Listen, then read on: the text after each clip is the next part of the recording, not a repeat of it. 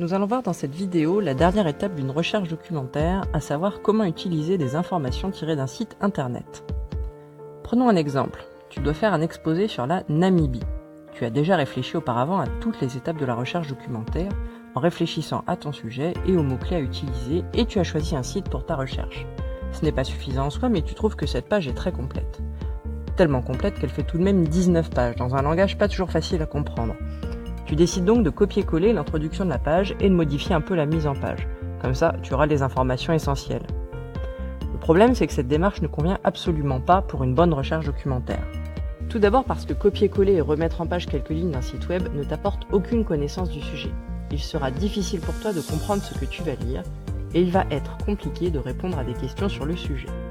Ensuite, si on regarde de plus près le texte, on voit bien que le style et le niveau de langage n'est pas du tout adapté à des collégiens. En t'écoutant, tes camarades risquent de ne pas comprendre grand-chose.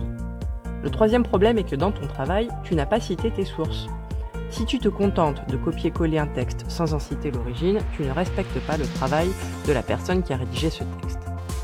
Enfin, si ce travail t'a été donné, c'est que ton professeur souhaite évaluer ta capacité à sélectionner les informations utiles à une recherche, ta capacité à comparer plusieurs informations et ta capacité à les réutiliser de manière personnelle. Avec ce travail de copier-coller, ton professeur ne peut pas évaluer grand-chose. Comment faire pour réutiliser correctement ces informations que tu as trouvées ? Tout d'abord, il ne faut jamais utiliser un seul site pour des recherches. Il faut en choisir au minimum 3, comme nous l'avons vu lors des précédentes vidéos.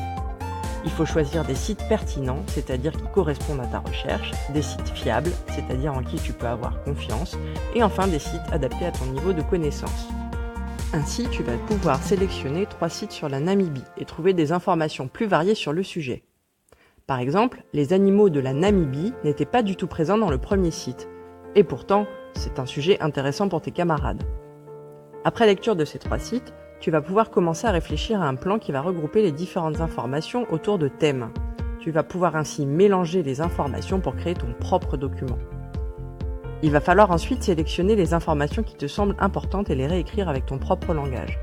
Par exemple, ce long texte qui parle de la situation géographique de la Namibie peut être remplacé par une carte, qui sera plus facile à comprendre pour toi et tes camarades. Ici, tu peux stopper quelques secondes la vidéo le temps de lire ce texte sur la religion en Namibie. Pas facile à comprendre, hein ? Pourtant, en lisant attentivement le texte, tu peux le résumer en une seule phrase. Là encore, tu peux arrêter la vidéo quelques secondes le temps de lire le texte du journaliste sur les animaux présents en Namibie. On voit qu'ici il emploie un ton un peu exagéré, qui ne va pas correspondre à un exposé oral. Tu peux transformer facilement ce texte pour qu'il corresponde à ta personnalité et au but de ta recherche, à savoir un exposé à l'oral. Enfin, à la toute fin de ton travail, il est obligatoire de citer tes sources. Tu dois présenter tes sources en citant si possible l'auteur de la page, le titre de la page, la date de publication ou la date où tu as consulté la page et enfin l'adresse URL. Dans le cadre d'un exposé avec des recherches, un professeur ne te reprochera jamais d'avoir utilisé des ressources et pourra au contraire comprendre ta démarche en découvrant d'où tu tiens tes informations. Et puis ainsi tu respectes le travail de ces personnes qui t'ont aidé à faire ton exposé. Ainsi, pour réaliser cette vidéo, voici les sites sur la Namibie que j'ai utilisés. Voilà, tu as désormais toutes les clés pour mener à bien une recherche documentaire. Bonne recherche à toi!